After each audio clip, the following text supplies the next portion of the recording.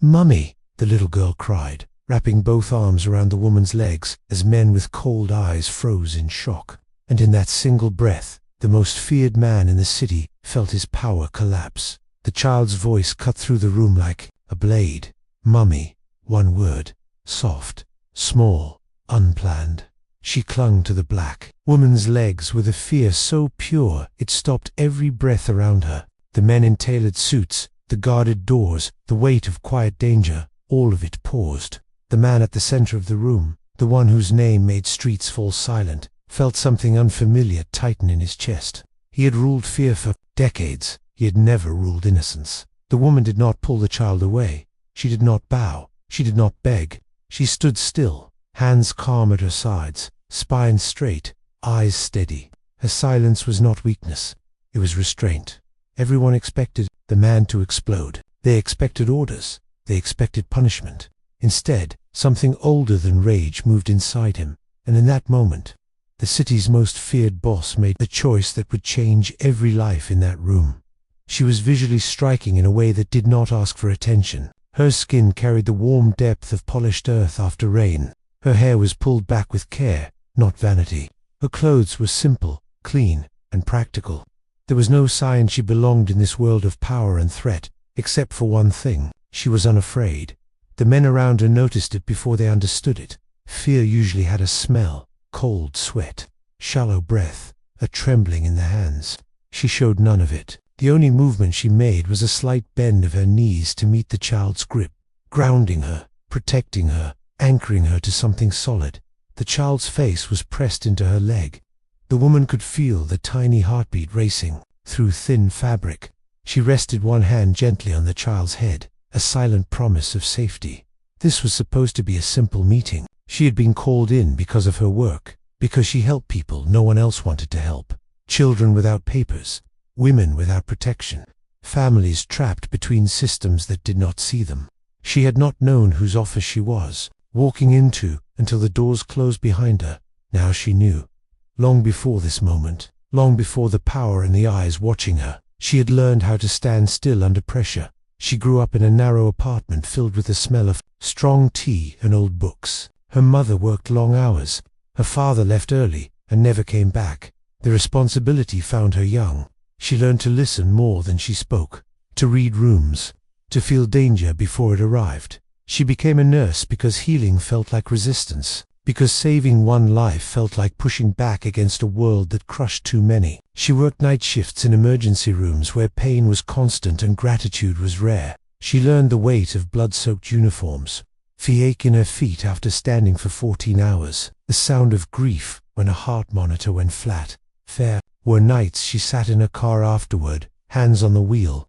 Breathing through tears, she refused to cry in front of anyone else. She had held hands while people took their last breath. She had whispered comfort she was not sure she believed. Herself, she carried those voices home with her, let them live quietly inside her. When the riots came, she stayed. When others fled, she stayed. She treated wounds without asking questions. She shielded children with her own body. She learned that courage was often quiet and almost always unseen. The child who now held her leg was not hers by blood. She had found her during one of those nights, hiding behind a dumpster, shaking, alone. No name, no address, just eyes too old for her face. She became Mummy because the child needed someone, and she was there. The room pressed in with tension.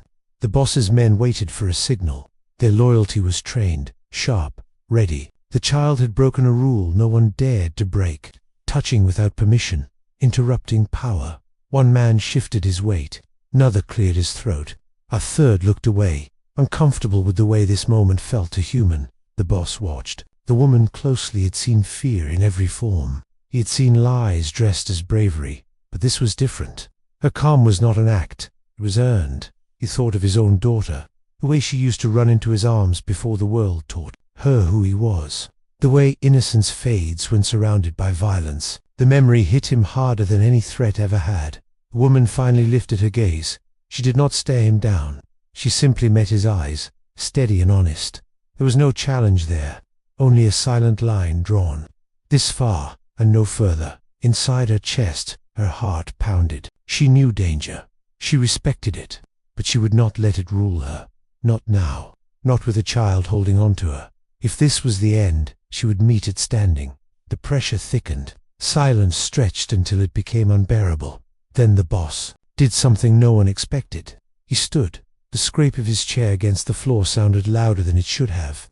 Every man in the room straightened. This was the moment where things usually went wrong. He walked slowly, deliberately, until he stood in front of them. He looked down at the child, then at the woman. He saw the life she had lived written in her eyes, the nights without sleep, the choices no one thanked her for, the strength that came from loss, not dominance. He realized something that shook him. This woman was powerful in a way he could never buy. He spoke, and his voice was low, controlled, almost reverent. He said that no child should ever need to beg for safety. He said that any home built on fear was already broken. He said that respect earned through silence lasts longer than fear earned through force. The men around him froze. This was not the language of their world. Then he did something that would be whispered about for years. He said that if she stood like this for strangers, if she protected a child without blood ties, if she walked into darkness without losing herself, then she was the kind of woman this world needed beside its power.